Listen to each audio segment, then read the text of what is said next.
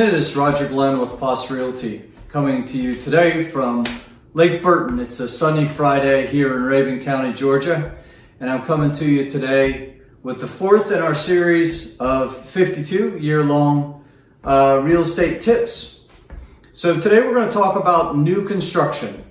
New construction is an important topic because in today's market in which inventories are fairly low, many people are considering new construction.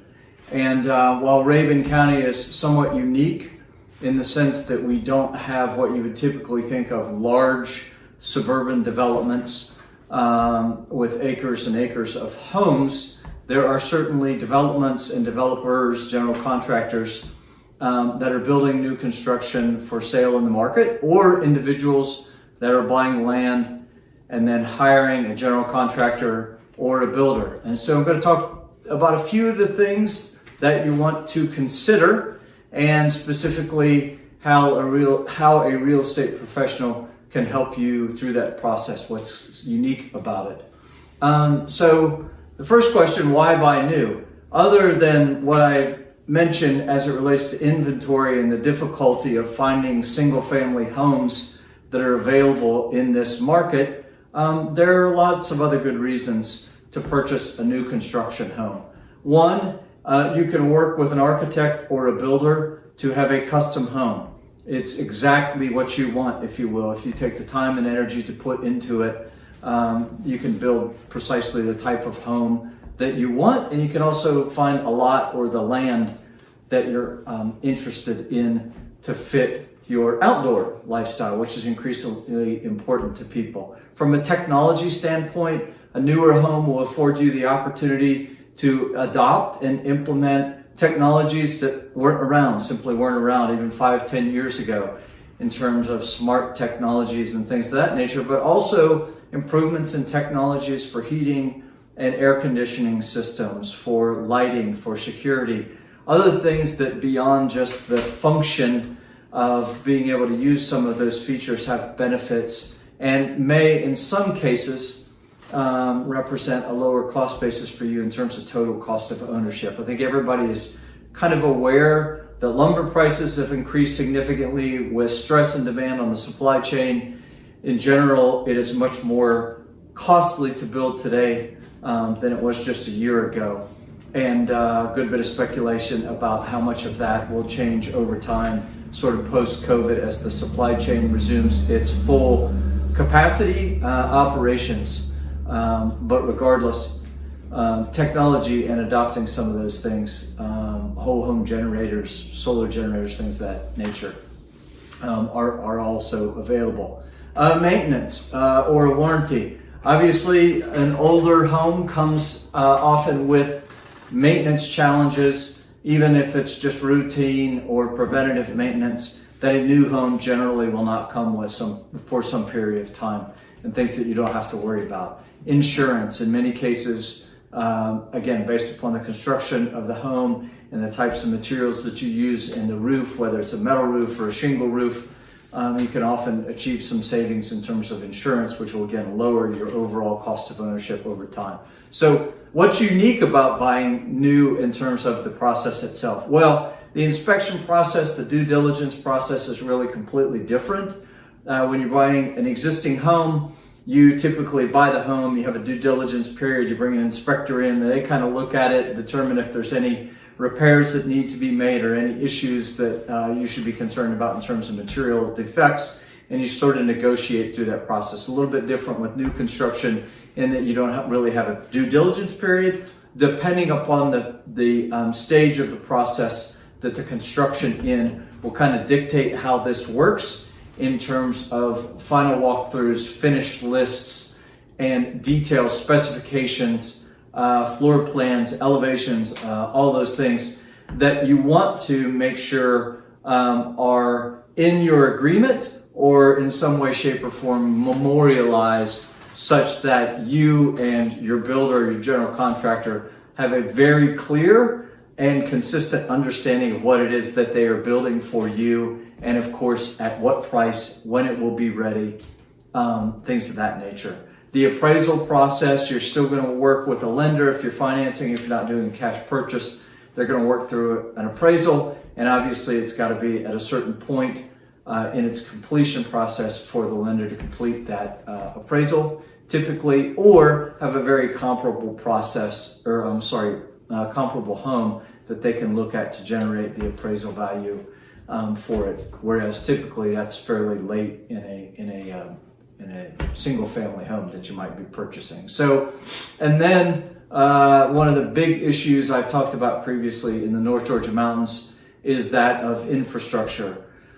Roads onto the property, from whatever the public road is, the driveway itself, and the potential improvement of those. It's not just cutting them in. There are issues with erosion, and you want to be mindful of that, and then your ability to utilize those in future and inclement weather and things of that nature. Do you want to pave it? Do you want a compacted gravel road? Things of that nature.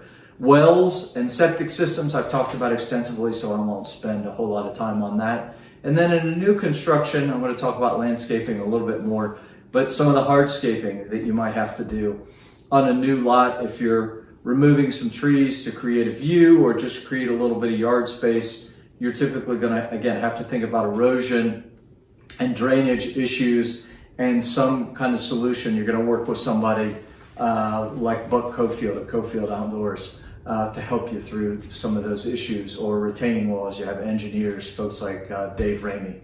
So how's a realtor help you through that process? Well, one, they should be able to help identify new building activity in your area. Again, in many cases, the investor will buy a piece of land. You'll have a developer or builder that will be building a series of homes, or maybe just a couple, and a realtor should have some of those relationships with and the ability to understand where some of that activity is, help you identify the process.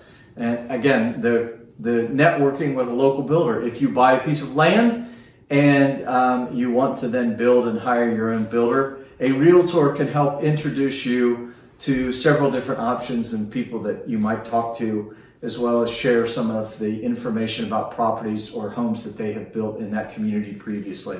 And then, of course, as I mentioned, they walk you through the process of how it is different in terms of real estate, contracts, and what you need to be mindful of, and how to protect your interests as a client with their fiduciary responsibilities. So what's the downside of buying new? Well, there could be several. Finding land is generally not extremely difficult because there is more land readily available than there are single family homes, but potentially finding the right builder or the right general contractor and creating a plan. Again, if it's an architect, you're going to have blueprints and things of that nature. Some builders have a series of homes that they've already designed that you can choose from, and then you have different options that you can change in terms of color schemes and things of that nature.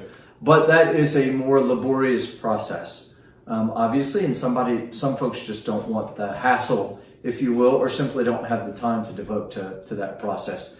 Delayed gratification. Instead of buying a home and being able to close 30 days later, 45 days later, if you're a cash buyer, maybe even sooner than that, you're finding a piece of land, you're hiring a builder, depending upon their schedule. And many builders in our area are booked for months in advance. It may be a while before that home is built. And so obviously that won't suffice as a primary residence, but if it's a second home or a vacation home or an investment property, it's going to take a while before you get that property built. The project management. If you don't have the skill set to work through that, and you're trying to do some of the project management or even be your own general contractor and hire different professionals to do different parts of it, and then work through inspections and things of that nature, again, it'd be very challenging, and there can be a lot of risk if you don't understand how to do that, go through that process.